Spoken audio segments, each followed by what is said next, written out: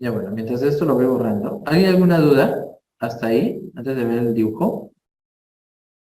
¿Todo está claro? Dime, discúlpame. En la cara luminal. El ENaC y el RONCA se encuentran en la cara luminal de las células principales del túbulo contorneado distal y colector. Doctor, pero esas células no son las mismas que vimos la otra vez. Claro, porque una célula tiene diferentes targets. Habíamos visto que en la cara vasolateral también estaban los V2 la semana pasada, ¿se acuerdan? Porque en la cara luminal estaban los canales de aquaporina tipo 2, ¿se acuerdan? Y en la cara luminal, disculpen, vasolateral están los aquaporinas tipo 1 y 3. Entonces, esa es justamente parte de la integración. Ustedes tienen que reconocer, ¿se acuerdan del ejemplo del control remoto, no? En un control remoto hay varios botones, pero a veces no los conocemos a los botones, entonces no sabes qué va a pasar. Si no sabes qué botones hay en el control y no sabes cuál es la función de cada control, te limitas solamente a on y off. Pero recuerda de que hay otros botones que tienen otras propiedades. Y eso es lo que nosotros queremos que ustedes lo reconozcan. Muy bien. Bueno, no sé por qué la lámina no se quiere borrar todo. Ahorita vamos a solucionarlo. Pero, o bien esto, ¿ya? Y contracción de nuevo. Vamos a hacerla de insuficiencia suprarrenal, que sería una contracción, ¿qué cosa? Hipoosmolar, ¿verdad? ¿Sí? Entonces vamos a dibujar como la línea aquí, la línea divisoria del LEC. Dibujo así. Ya saben que hacia abajo no se pueden ir, ¿verdad? No existe. ¿Sí? No existe hacia abajo. Dibujas, dibujas, dibujas hasta este punto. Muy bien. Doctor, ¿puedo hacerlo un poquito más arriba? Donde quieras. La cosa es que no puede llegar a la parte superior. Si nosotros tuviésemos la hoja realmente parametrada con los valores, sería más fácil porque tú ves 260, llegas hasta 260, trazas una línea. Pero en este caso es solamente la idea, ¿ya? No es que tengas que llegar a un punto en particular. Hasta aquí yo sé que estoy con una contracción hipo, ¿verdad? ¿Sí o no? ¿Sí o no? Ya. Disminuye. ¿Qué he perdido más? ¿Qué he perdido más, chicos?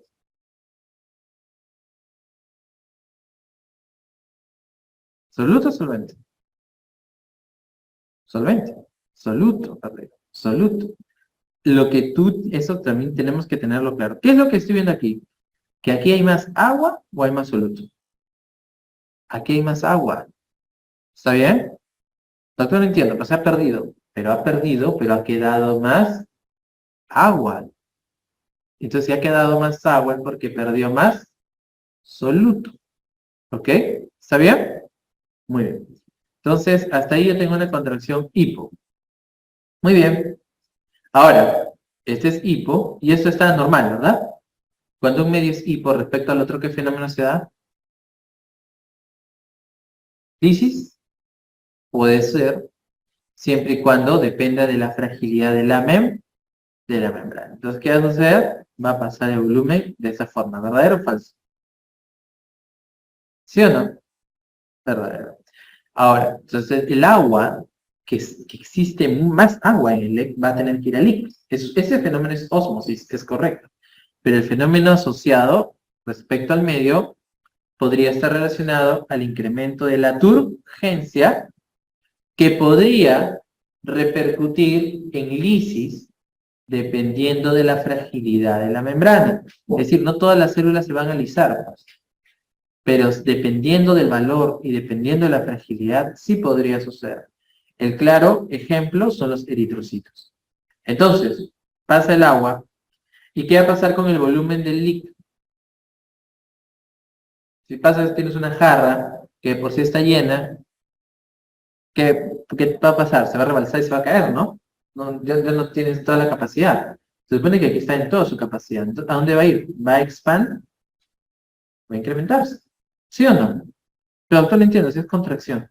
Claro, es contracción, pero hay más volumen. ¿Y qué va a pasar con el soluto de el líquido? va a diluirse, va a disminuir, y el nuevo gráfico es este. Obviamente está recontra chueco, ¿sí? Pero si lo haces bonito con tu regla, tiene que coincidir, ¿no? Ahí está. Pierdo y aquí gano. ¿Es una paradoja? No, es un mecanismo de compensación, porque cuando un medio es I por respecto al otro, existe un fenómeno de incremento de volumen, porque tiene que el agua pasar donde hay más concentración a donde hay menos concentración. ¿Con qué finalidad lo hace? De buscar la homeostasis. Este es el gráfico de insuficiencia suprarrenal, por ejemplo. Hay una pérdida, donde justamente ha existido más pérdida de soluto y ha quedado más solvente. Muy bien. Ese es el dibujo. Es el diagrama de Janet-Narrow que tendrían que recordar en la insuficiencia suprarrenal. Espero que lo hayan entendido. Y ahora vamos con las expansiones. Las expansiones, la misma idea, ¿no? Tengo una expansión iso. Una expansión isosmótica es un claro ejemplo de ganancia de volumen donde está compensada o proporcionada la relación del soluto y solvente.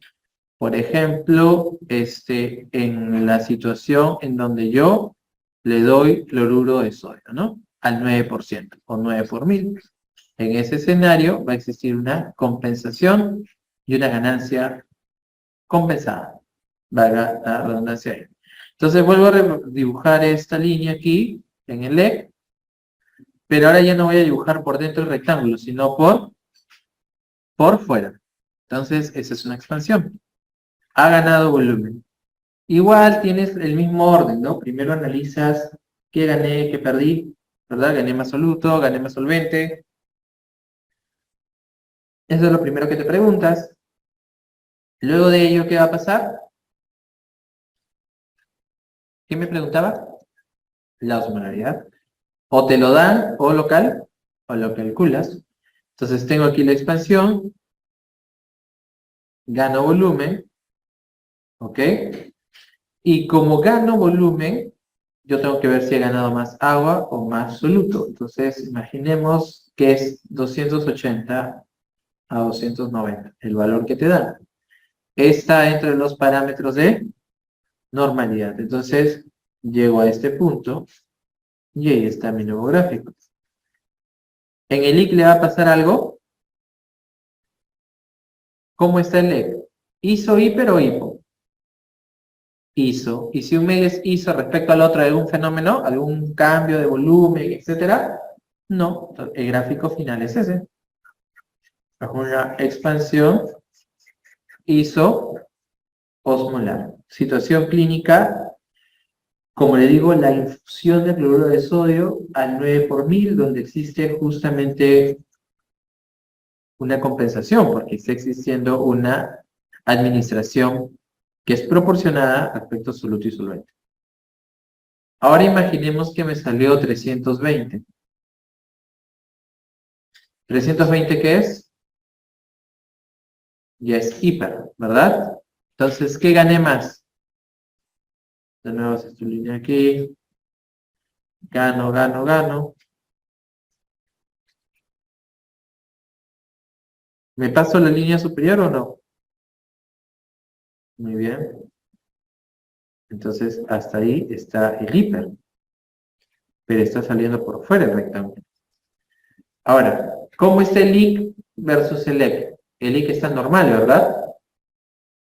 Está normal, ¿sí o no? Pero el EC está aumentado. ¿Qué fenómeno se da cuando uno está aumentado respecto al otro? Osmosis, crenación. Entonces, ¿qué va a pasar? ¿El agua de dónde a dónde va a ir? Del intracelular, entonces va a ir así la flecha. ¿Por qué va a ir el agua del intraletra al extra? Porque quiere diluir. ¿Y qué le va a pasar al volumen del intra? Va a disminuir. ¿Y qué le va a pasar al soluto? Se va a concentrar. concentrar. Ahí está. Y ahí está el gráfico de expansión. ¿Cuál sería su apellido? Hiperosmolar. En este caso ya no es una ingesta solamente, sino una ingesta exacerbada de cloruro de sodio. Las personas que consumen mucha sal, ¿verdad? Una cosa es consumirla, una cosa es dentro de los parámetros de normalidad y otra es una ingesta elevada.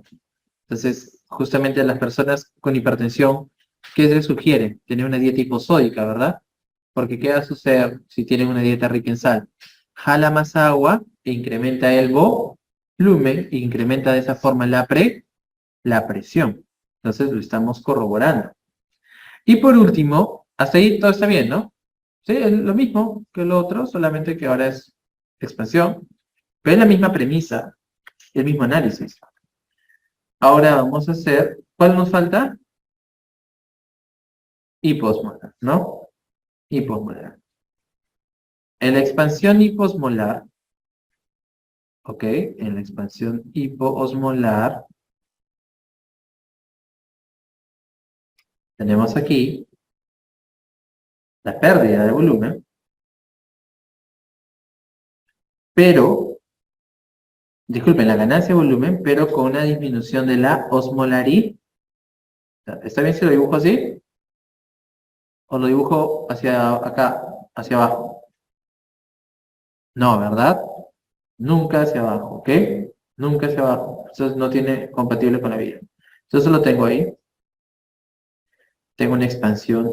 Hasta ahí yo sé que es una expansión hiposmolar, ¿verdad?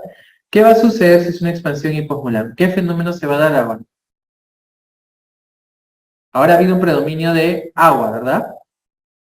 Hay un incremento de volumen, pero predominio de agua. Los que toman un montón de agua, los potómanos, ¿no? Un potómano es el que toma un montón de agua. No tiene sed, pero toma agua. Toma agua. ¿Qué va a pasar si incrementa? Genera un efecto dilutor, ¿sí o no? Existen situaciones dilucionales por un exceso de agua. ¿Qué va a pasar entonces? ¿Dónde se va a ir ese volumen, ese excedente? Al intra, ¿verdad? ¿Y qué le va a pasar al volumen? Va a aumentar. Puede hacer lisis. Si bien es cierto, chicos, en algunos libros van a encontrarlo así, y está bien. Pero recuerden de que la lisis, vuelvo a repetir, depende de la fragilidad de la membrana. No todas las células se van a alisar. Si no, imagínate, cada vez que incremente la aumente la osmolaridad cuando exista una disminución, entonces, aumento, ¿qué va a pasar? Todas nuestras células se alisarían. No es así. Depende de la fragilidad. Todas las células no tienen la misma fragilidad. Los eritrocitos sí tienen cierta fragilidad, justamente porque tienen esa capacidad de adaptarse a diferentes diámetros, ¿no? Tienen que, al ser anucleado y esa forma bicóncava, y las características de su membrana hace que se adapte y pueda viajar. Pero no todas las células tienen esa fragilidad. Entonces no todas se van a analizar, pero sí van a incrementar su volumen. Entonces ahí está.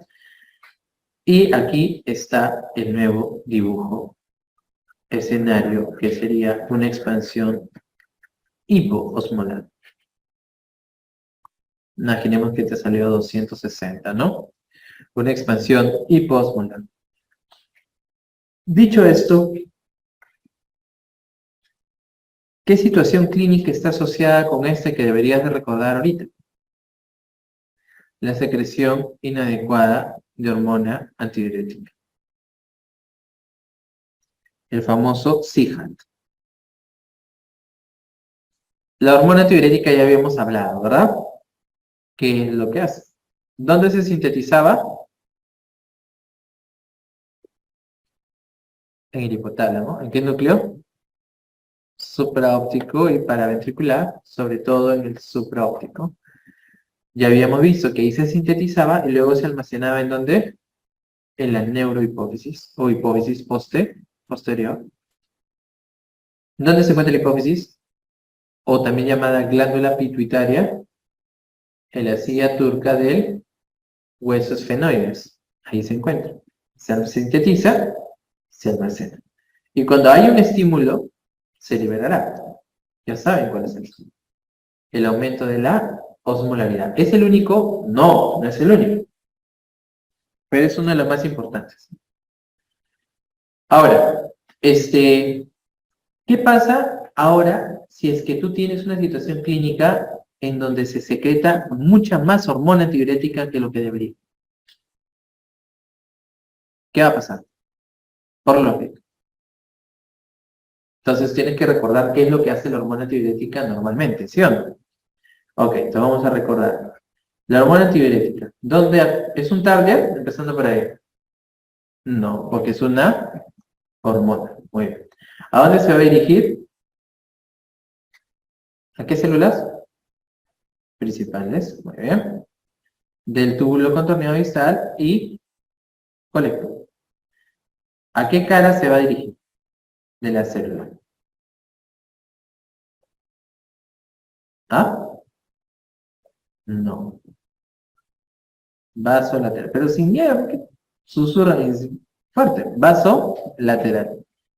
Ok. ¿Cuál es su target que lo va a recibir? V2. Muy bien, vamos a ponerlo ahí. V2. ¿Es un receptor? ¿Es intracelular? No. ¿Por qué? Porque la hormona no es liposoluble, ¿no? Entonces su receptor es de membrana. V2. ¿El V2 es metabotrópico o ionotrópico? Metabotrópico. Muy bien. ¿A qué proteína G está acoplada? GS. Lo vimos la semana pasada. GS. ¿Ok? Entonces, ¿qué va a favorecer? Cuando se active toda la cascada de señalización, bla, bla, bla, bla, bla, ¿qué va a pasar?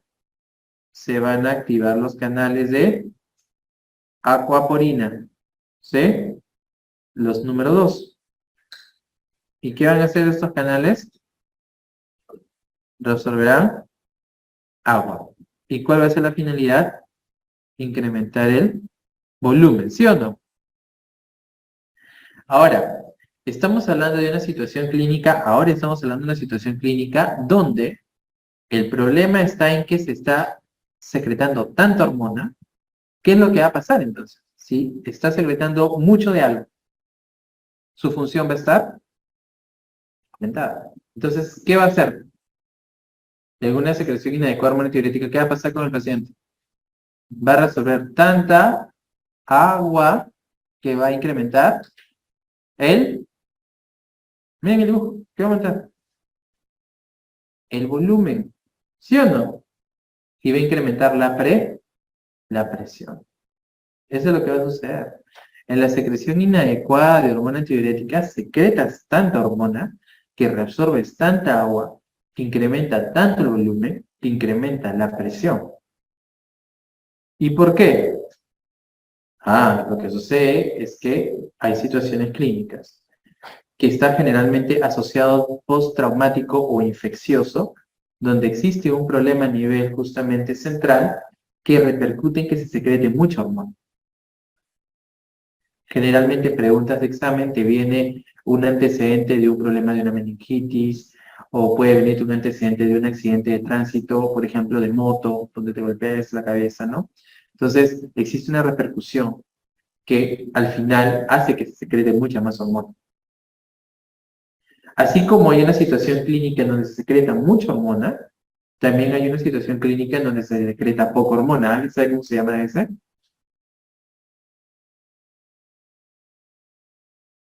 La diabetes insípida. Es el opuesto, cuando se secreta poca hormona. Y hay dos tipos de diabetes insípida. Una central, que también tiene un antecedente generalmente de trauma, y una nefrogénica, donde el problema está en los receptores V2 justamente. Miren qué interesante es, ¿no? Cuando ya reconoces lo normal, porque puedes ir asociando con enfermedades. Cuando hagamos los seminarios de casos clínicos, ahí es donde vamos a poner más ejemplos para que ustedes integren. Pero estoy utilizando una estrategia que se llama Bridge to the Clinics para que ustedes también puedan ir reconociendo que esto sí es importante. Y sin ir muy lejos, y está en el libro de Fisiología de Guyton también. Por ejemplo, el alcohol. Cuando uno ingiere alcohol, ¿qué sucede normalmente? Ustedes se han visto en alguna actividad social alguna vez. ¿Qué pasa? Van al baño. ¿Para qué? ¿Para mirarse al espejo? No, necesariamente, sino para orinar. Entonces, ¿por qué el alcohol hace que orines más? ¿Alguien sabe? Porque, ¿qué va a suceder? Bloquea al receptor V2. Entonces, ¿qué va a pasar si lo bloquea? El alcohol. ¿Va a resolver agua? ¿Dónde se va a quedar el agua? En la luz. ¿Y qué va a hacer? Que orines más. ¿Ven? Ya sabes por qué sucede eso. Porque es un proceso fisiológico nada más que estás, de alguna manera, repercutiendo en el mismo. En la diabetes insípida nefrogénica sucede algo similar, porque vas a repercutir sobre estos receptores también. En cambio, en la central va a ser una disminución de la síntesis, pero en la secreción inadecuada va a ser un aumento. Por ejemplo, la diabetes insípida será un escenario de expansión, ¿sí o no? ¿La diabetes insípida también sería una expansión? No, pues. Si estás en ese caso, está sucediendo lo opuesto. ¿Qué va a pasar? ¿Se va a resolver agua? No, a veces se va a perder. Por eso que se llama diabetes insípida. ¿Qué es uno de los síntomas de la diabetes? Poliuria. ¿Y por qué orina mucho el diabético? ¿Pero por qué? Porque la glucosa es un soluto osmóticamente activo, que si está en la luz tubular, ¿qué va a hacer? Jala mucha agua y orinas más. En el caso de la diabetes insípida, al existir menos hormona, ¿qué va a suceder? Menos acción, en este caso la hormona, ¿dónde se va a quedar todo el agua? En la luz tubular y va a jalar y va a orinar más. Ahí está. La poliuria es cierto lo que mencionabas, pero la razón es porque la glucosa es un soluto osmóticamente activo y jala más agua y orinas más. ¿Por qué el diabético tiene mucha sed? Sí, pero ya hemos aprendido algo nuevo, ¿pero por qué? Porque está aumentada la osmolaridad. La glucosa es un soluto. ¿Aumenta la osmolaridad o no? Claro, por eso tiene sed. Por eso orina mucho. Ahí está. El por qué. No solamente es cuestión de saber, tiene poliuria, polipsia, ¿por qué? Dios sabrá. No, se sabe. Cuando sabes el por qué. Pues, ¿está bien? ¿Han entendido? ¿Sí? ¿Dudas? ¿Preguntas?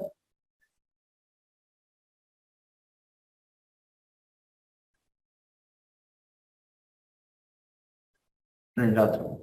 El 2 es para la cara luminal y el 1 y el 3 son los que están en la cara vasolateral.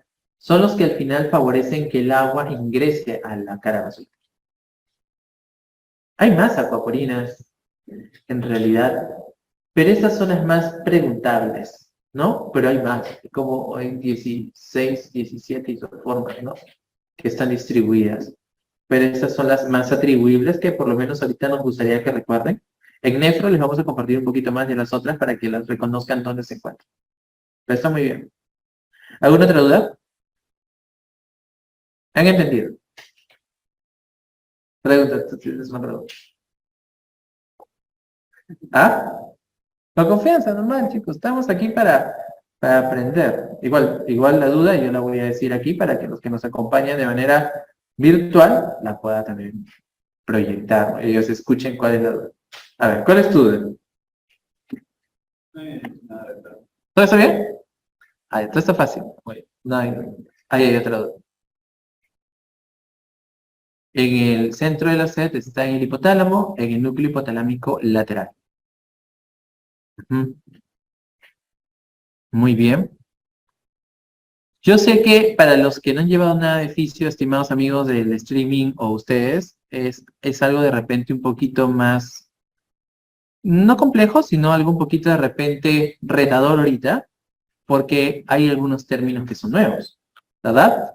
Para los que ya lo llevaron y de repente nunca vieron este tema, puede ser igual. Entonces lo que yo les pido es que, como les dije en la primera sesión, Nosotros les vamos a dar los lineamientos, pero esto no va a ser suficiente si luego de lo que yo les comparto o les comparten los demás colegas, ustedes no lo leen. Tienen que leer. Esto está bonito también explicado, como les dije, en Borón y en Constanza. Existe lo mismo que les he dicho, quizás algunos datos más, algunos datos extra les he puesto yo aquí para complementar y que se den cuenta la importancia del proceso. ¿Ok? Entonces ustedes léanlo y también me pueden preguntar luego con toda la confianza del mundo, pero léanlo para que les suba. Entonces con eso estamos ya cerrando esta parte de los escenarios. ¿Está bien? ¿Sí?